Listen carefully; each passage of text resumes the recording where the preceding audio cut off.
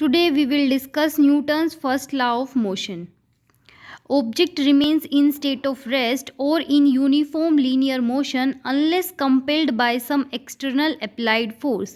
कि कोई भी ऑब्जेक्ट जब तक अपनी उसी स्टेट में रहेगा जब तक हम उसके ऊपर कोई एक्सटर्नल फोर्स या फिर कोई अनबैलेंस्ड फोर्स या हम कह सकते हैं कि एक्स्ट्रा फोर्स उसके ऊपर अप्लाई नहीं किया जाएगा तब तक वो अपनी उसी स्टेट में रहने की कोशिश करेगा। अगर वो रेस्ट में है तो वो रेस्ट में रहने की कोशिश करेगा, अगर वो मोशन में है तो वो मोशन में रहेगा। यहाँ पे यूनिफॉर्म लीनियर मोशन वर्ड लिखा है, इसका मतलब है कि ऑब्जेक्ट की वेलोसिटी अगर कांस्टेंट है तो वो बाद में भी कांस्टेंट ही रहेगी अगर हम उसके ऊपर कोई फोर्स या फिर अनबैलेंस्ड फोर्स, कोई एक्सटर्नल फोर्स अप्लाई नहीं करते तब तक। आगे है inertia and law of inertia.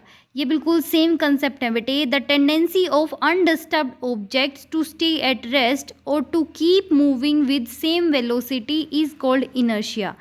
कि ऑब्जेक्ट की वो टेंडेंसी जब तक हम उसको डिस्टर्ब ना कर रहे हों तो वो उसी स्टेट में रहेगा, उसको हम क्या कहेंगे, लॉ ऑफ इनर्शिया, या फिर हम क्या बोल सकते हैं उसको, Newton's first law of motion. तो हम Newton first law of motion को हम लॉ ऑफ इनर्शिया भी बोलते हैं। अब लॉ ऑफ इनर्शिया की 3 तरह का होता है बेटे, inertia of rest, inertia of motion, inertia of direction. Rest का मतलब है जो ऑब्जेक्ट रेस्ट में है वो रेस्ट में रहने की कोशिश करेगा। इनर्शिया ऑफ मोशन में है, यूनिफॉर्म वेलोसिटी से मूव कर रहा है तो वो यूनिफॉर्म वेलोसिटी से ही मूव करेगा।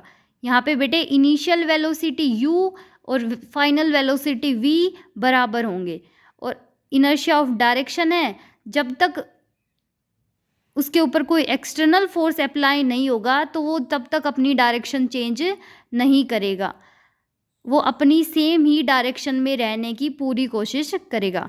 तो बेटे अब हम इनकी कुछ एप्लीकेशंस के बारे में डिस्कस करेंगे नेक्स्ट वीडियो के अंदर। Thank you.